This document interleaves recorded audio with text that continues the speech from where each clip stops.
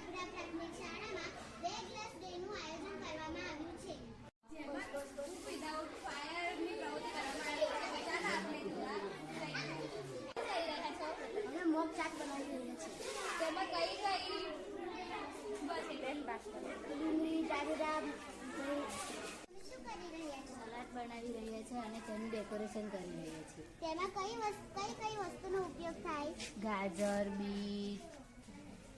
Bit, ધાણા, કોબીજ, ડુંગળી, ટામેટા અને મૂળા. આ જુઓ, આ બધા પોતપોતાની રીતે સલાડ ડેકોરેશન કરી રહ્યા છે.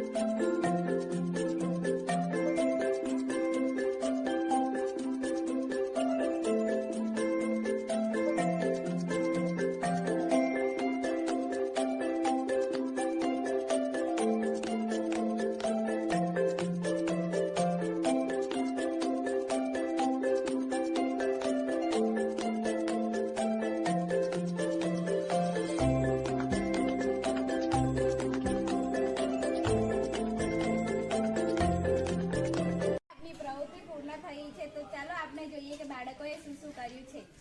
હવે આપણને જીનલબેન રિપોર્ટ આપશે. જો બાળકોએ કેટલું સરસ બધી બનાવી છે.